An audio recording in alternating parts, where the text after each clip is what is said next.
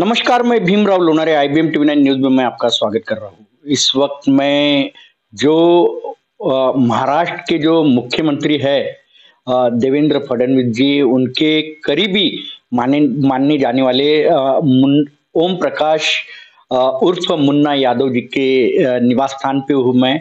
Sir, आपका बहुत-बहुत स्वागत है। Thank you. कैसा महसूस कर रहे हो? तीसरी बार देवेंद्र फडणवीस जी मुख्यमंत्री बने हैं महाराष्ट्र के। देखो, देवेंद्र जी तीसरी बार मुख्यमंत्री बने, तीसरी बार शपथ लिया। 2019 में उनका कार्यकाल पूरा नहीं हो सका, क्योंकि 2019 में भी महाराष्ट्र की जनता ने देवेंद्र फडणवीस पर विश्वास दिखाया था और देवेंद्र फडणवीस इस महाराष्ट्र के मुख्यमंत्री बोल के महाराष्ट्र की जनता ने चुन के दिया था।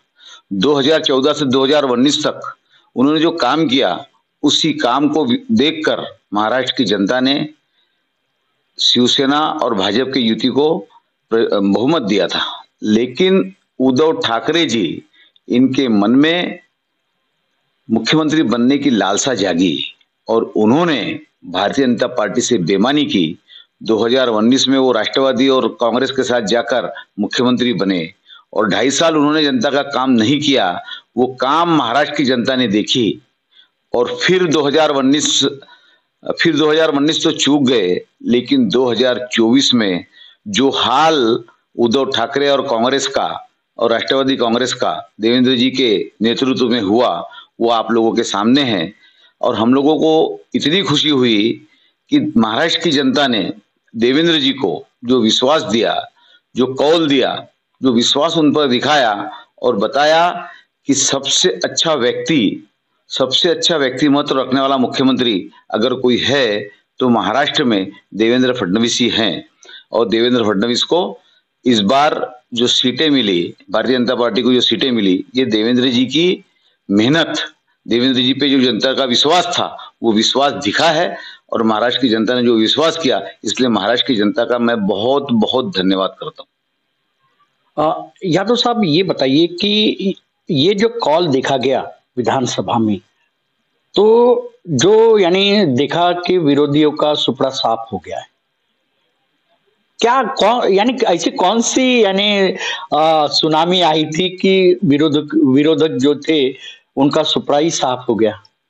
वो 6 महीने पहले महाराष्ट्र में लोकसभा के चुनाव हुए, पूरे देश में लोकसभा के चुनाव हुए, लेकिन विदर्भ में हम एक ही सीट जीते। महाराष्ट्र में बहुत कम सीट हम जीते, लेकिन परसेंटेज वोटों का हम बहुत ज्यादा फर्क से नहीं हारे थे।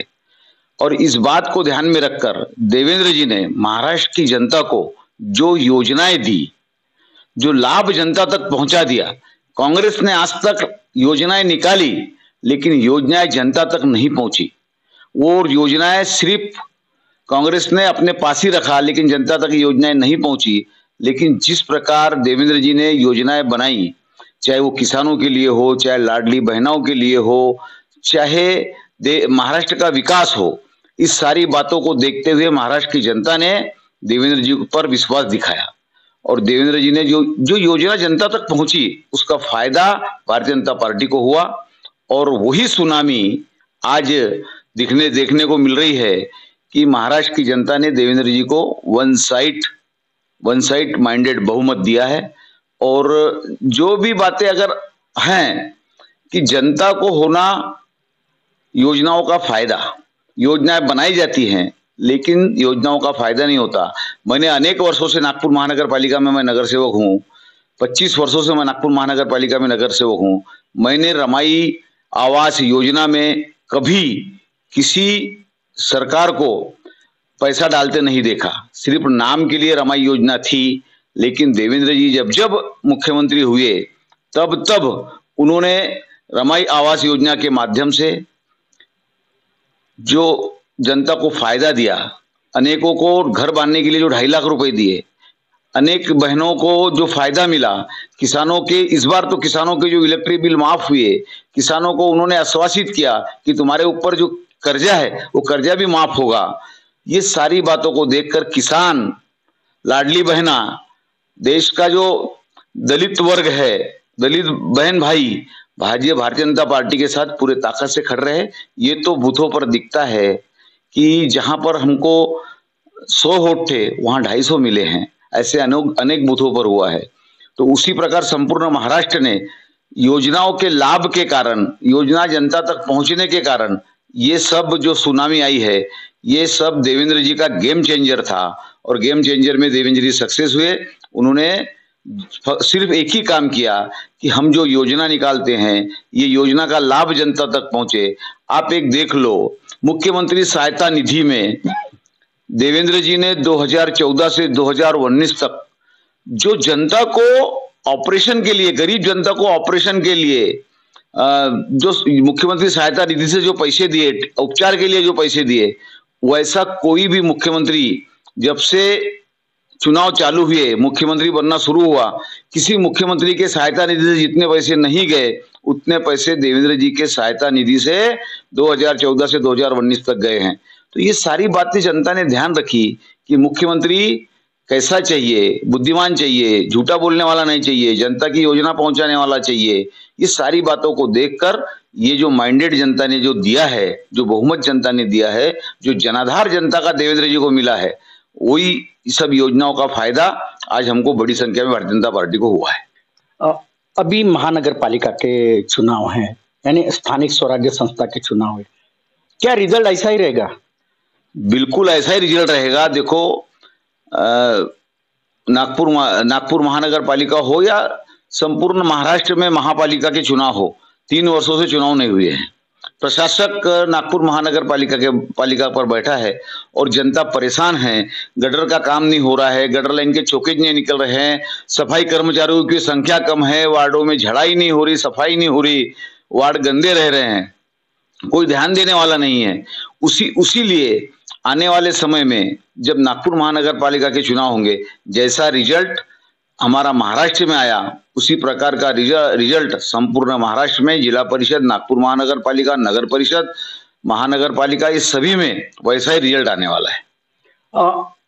आप कामगारों के नेता भी माने जाते हो, क्या अपेक्षा है कामगारों के हित के लिए?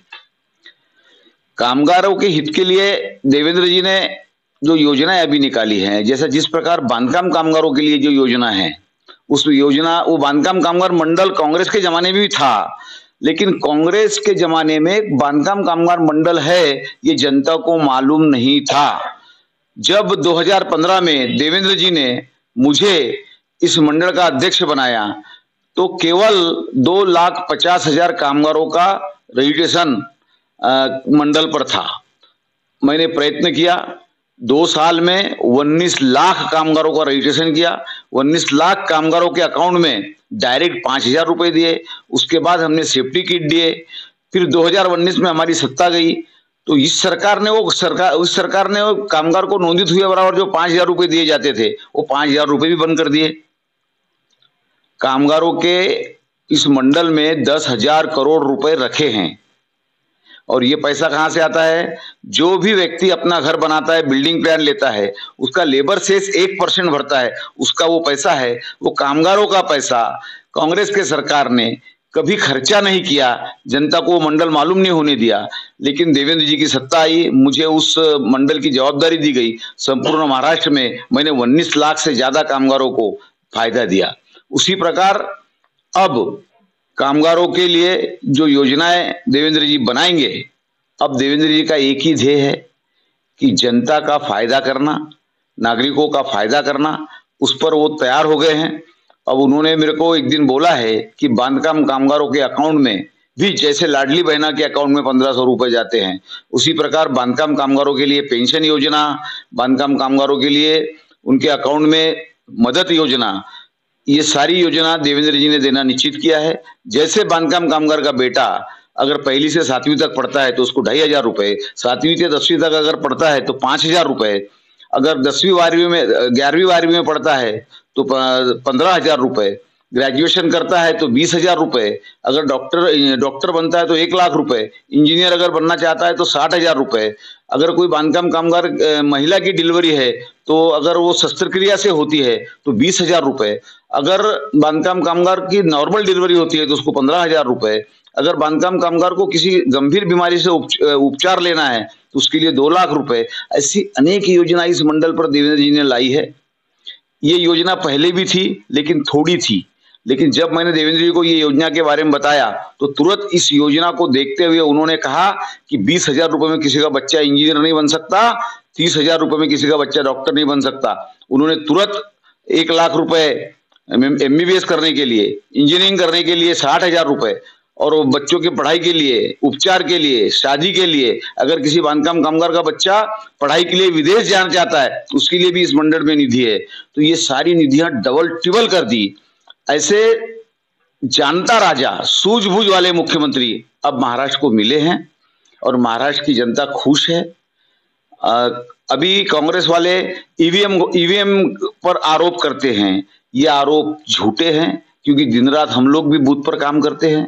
हमको मालूम है ईवीएम में दिया हुआ वोट ये जो पार्टी को मिलेगा, जो चिन्ह को मिलेगा उसी को जाता है, उसमें किसी प्रकार की कोई गड़बड़ नहीं है। अगर गड़बड़ है तो उन्होंने सिद्ध करके दिखाना चाहिए।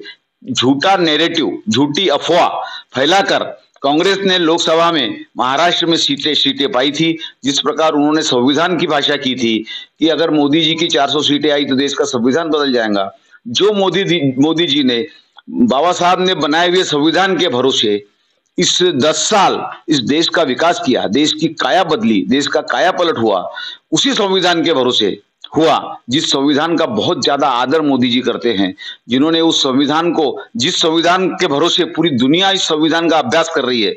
बाबा साहब ने बनाया हुआ संविधान इतना कमकुवत नहीं है।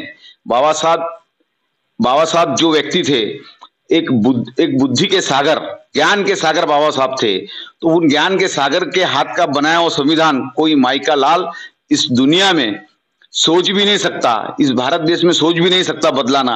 हमारे देश का संविधान सबसे ऊंचा संविधान है, सबसे अच्छा संविधान है। उस संविधान के बारे में झूठा नैरेटिव फैला के देश की जनता को गुमराह किया था, महाराष्ट्र की जनता को गुमराह किया था। लेकिन लोकसभा में वो जो गुमराह जनता थी उनको समझ गया कि ऐसा कुछ नहीं होने वाला। मोदी जी और देवेंद्र जी पर इस महाराष्ट्र की जनता ने विश्वास दिखाते हुए ये जनाधार देवेंद्र जी को दिया है और देवेंद्र जी को इतना बड़ा बहुमत मिला है। मेरा एक आखिरी सवाल है यादव साहब, ये बताइए कि अभी 5 साल ये सरकार रहेगी और मुख्यमंत्री देवेंद्र फडणवीस ही रहेगी, ऐसी बोला जा रहा है। लेकिन जो राजनीतिक तज्ञ हैं उनका कहना है कि 5 साल तक के नहीं, 2.5 साल का कार्यकाल हो सकता है। इस पे आपकी क्या राय है? देखो, 2.5 साल का कार्यकाल होने का कोई कारण ही नहीं है। भारतीय जनता पार्टी को 133 सीटें मिली है, उसमें 5 सीटें अपक्ष की आ गई है, 138 सीटें हो गई। और परसेंटेज में, वोटों के परसेंटेज में भारतीय जनता पार्टी पर जनता ने बहुत ज्यादा विश्वास दिखाया है महाराष्ट्र की। इसका मतलब ये है कि महाराष्ट्र में मुख्यमंत्री देवेंद्र जी ही 5 साल रहेंगे। तज्ञ कितना भी ये लगाए, निष्कर्ष लगाए, लेकिन देवेंद्र जी ही इस महाराष्ट्र के 5 साल तक मुख्यमंत्री चाहिए। क्योंकि अगर देवेंद्र जी 5 साल महाराष्ट्र के मुख्यमंत्री नहीं रहे तो हमारा ये कहना है कि विदर्भ ये विकास से वंचित रहेगा। 2.5 साल यानी बहुत कम समय होता है। किसी भी एक प्रोजेक्ट को पैसे देने के बाद वो काम करवाने में 2-4-5 साल लगते हैं। एक बड़ा प्रोजेक्ट अगर तुमने बनाया और उस प्रोजेक्ट को अगर पैसे दिया तो उसको 5 साल लगते हैं। तो 5 साल का कार्यकाल देवेंद्र जी पूरा निभाएंगे और 5 साल के बाद 2029 में फिर से देवेंद्र जी के ऊपर महाराष्ट्र की जनता विश्वास दिखाएंगी और फिर से भारतीय जनता पार्टी की सत्ता 100% आएगी। पृथक विदर्भ के बारे में आपका क्या ख्याल है? देखो, पहले तो विदर्भ का विकास होना चाहिए। पिछड़ा विदर्भ है हमारे विदर्भ का विकास होना चाहिए। महाराष्ट्र साथ में रहकर हमारा विदर्भ सुफलाम सुफलाम होना चाहिए। हमारे विदर्भ को युवाओं के लिए रोजगार की व्यवस्था होनी चाहिए, रोजगार होना चाहिए, कुछ उद्योग धंधे विदर्भ में आने चाहिए। और विदर्भ का जब विकास होने के बाद, विदर्भ में उद्योग धंधे आने के बाद, विदर्भ के युवाओं को रोजगार होने के बाद इस पृथक विदर्भ अलग होने का अपने विचार करना चाहिए। काला सोना है ना विदर्भ? देखो, विदर्भ में काला सोना है, कबूल है, लेकिन विदर्भ को अगर पिछड़ा किसी ने रखा है तो हमारे महाराष्ट्र के सबसे वयोवृद्ध सम्माननीय नेता शरद पवार साहब ने रखा है। उन्होंने विदर्भ में कोई भी ऐसा बड़ा प्रोजेक्ट आने नहीं दिया। सारी बातें उनको पूना बारामती दिखी, और उन्हें बारामती को पक्का किया और बारामती की जनता ने उनको भी माना।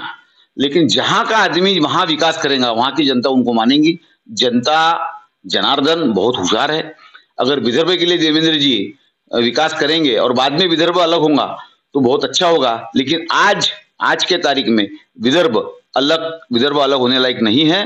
विदर्भ का पहले विकास होगा, विदर्भ में रोजगार होंगे, विदर्भ में उद्योग धंधे होंगे, विदर्भ भी मुंबई जैसा, नागपुर भी मुंबई जैसा एक बड़ा शहर बनेगा, उसके बाद विदर्भ राज्य अलग होगा।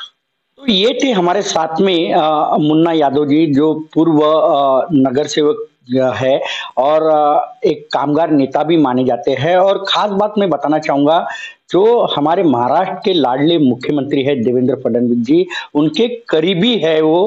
अगर हमें महाराष्ट्र का विकास चाहिए तो देवेंद्र फडणवीस जैसा ही मुख्यमंत्री चाहिए था, जो हमें मिला है, क्योंकि उनके कार्यकाल में काफी महाराष्ट्र का विकास हुआ है। और 2029 में भी उन्होंने भविष्यवाणी की है कि मुख्यमंत्री देवेंद्र फडणवीस ही रहेंगे। देखते रहिए IBM TV9 न्यूज। हमारे चैनल को लाइक कीजिए, सब्सक्राइब कीजिए, आइकॉन बेल बटन दबाना न भूलें। धन्यवाद, नमस्कार।